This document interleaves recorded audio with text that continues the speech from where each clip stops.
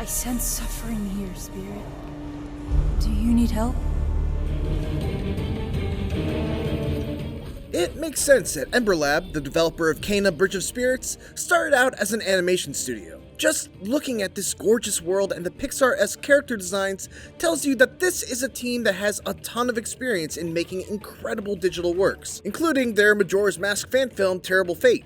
While Kena's gameplay doesn't quite match the extraordinarily high bar set by its visuals for a number of reasons, including some bland storytelling and shallow progression, this 3D open-world action-adventure is still nonetheless an impressive achievement thanks to its exciting, deceptively simple combat and an excellent balance of action, puzzle solving, and platforming.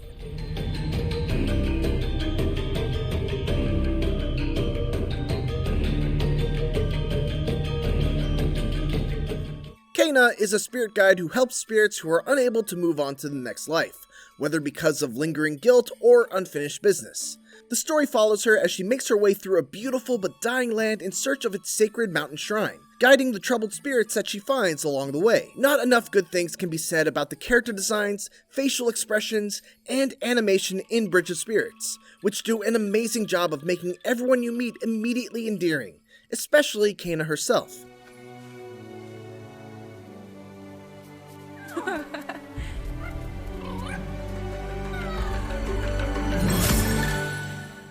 She's so likable, in fact, that it makes it a bit of a bummer that we never really get to learn all that much about her. You get hints of her background and history, but never anything that lets you get to know her in the same way that you get to know the spirits and characters that she ends up interacting with. It's a shame because she's the one that we spend the most time with, and everything else about her is awesome, and made me want to know more.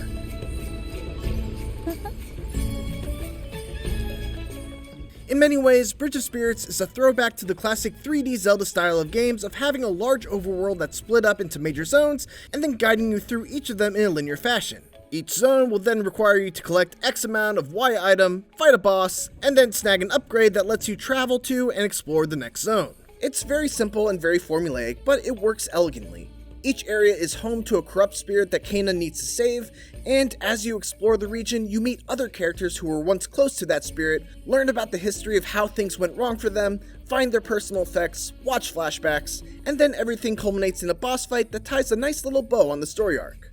Combat, on the other hand, is absolutely nothing like Zelda's. It's fast-paced, deceptively simple, and surprisingly challenging even on the normal difficulty level given its cute and colorful demeanor. You've got light attacks, heavy attacks, and the ability to use your staff as a bow for ranged attacks, and, well, that's about it in terms of your primary offensive tools from beginning to end.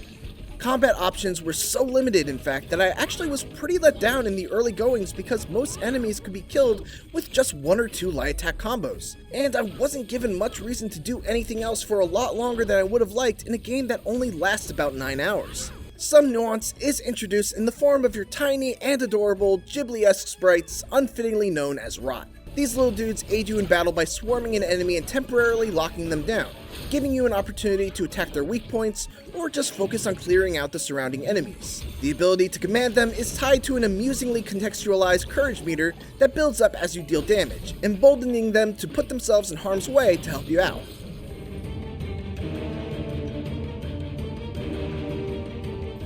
What really redeems Bridge of Spirits combat is that after a while, it begins to introduce new enemy types that strongly encourage you to change up your tactics and explore some of the subtleties of its limited tools. Whether that's making use of your bow's time slowdown by jumping into the air and aiming at hard-to-hit weak points, using a parry against an attack that's difficult to dodge, or using a rot to immobilize a tough enemy so you can attack them from behind. There's an impressive amount of enemy variety, and once they started showing up to the party, I felt like I was constantly being challenged by new and interesting scenarios. You also have to manage your resources very carefully in battle once the difficulty starts to ramp up significantly later on in the campaign. Not only can you use courage to lock down enemies with the rot, but you also need to use it to heal by cleansing specific areas in a fight.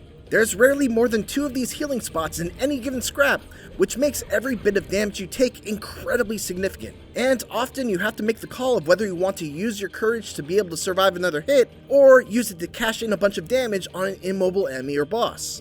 That said, it would have been nice to have a little more to do in a fight. Bridge of Spirits' progression system doesn't provide very many enticing options to evolve your fighting style, and made me feel pigeonholed in my approach to combat, especially because there's only one melee weapon, and that weapon never got much better or different as I continued to play. You can upgrade your moves, but the impact of those upgrades is disappointing to say the least. 3 of the 4 melee upgrades are abilities I feel like Kena should have from the outset. The special post-parry counterattack doesn't feel much stronger than just attacking while the opponent is recoiling, and many other upgrades are just small and barely noticeable incremental improvements. I never once thought, it sure would be nice if I could fire 5 arrows instead of 4, especially considering how fast arrows regenerate. There are exceptions, of course. A charged bowshot that deals big damage at the cost of 1 courage, a slow hammer strike that can take out a group of enemies at once, and the ability to activate slow-mo while aiming without having to jump in the air were the kind of new techniques I was looking for more of. But aside from these, I never felt excited by upgrades because they rarely ever seemed like anything that would be especially useful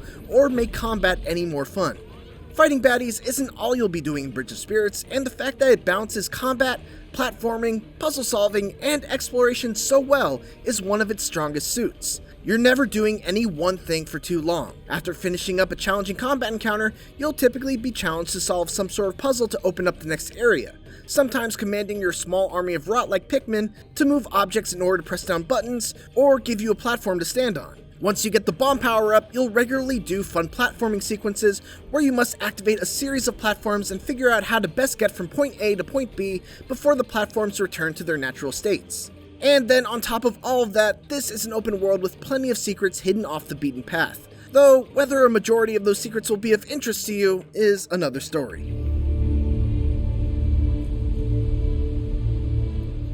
My one gripe about exploration and collectible hunting is that, with the exception of the meditation spots, which increase your max health, none of the collectibles really made that much of an impact on my playthrough. For context, I'm someone that doesn't really care all that much about cosmetics, which is why I never felt super compelled to seek out Bridge of Spirits collectibles when most of the time they just ended up being either new hats for my rot or currency that I could use to buy more hats for my rot. Sure, there are cursed chests which are fun to track down because they force you to complete a combat challenge in order to open them, but it's almost always disappointing when you go through a tough battle and your reward is yet another funny little hat to put on one of your funny little creatures.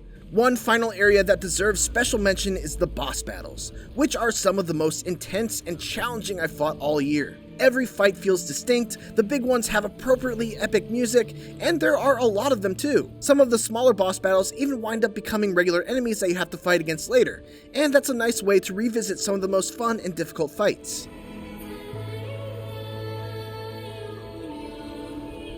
Kena Bridge of Spirits is a wonderful first game from Ember Lab, combining its outstanding pedigree in art and animation with some really solid combat, fantastic world design, and a great balance of action, platforming, puzzle solving, and exploration. The result is an open-world action-adventure that harkens back to the days of the N64 and GameCube-era Zeldas, Okami, and Star Fox Adventures, while also adding some more modern sensibilities and a distinct personal touch. It is elegant in its simplicity, though sometimes that simplicity left me wanting more options to vary up my combat approaches, and I never got to know Kena herself as well as I wanted to. Even so, outstanding enemy variety and intense, memorable boss battles more than carry it through the 9-hour adventure.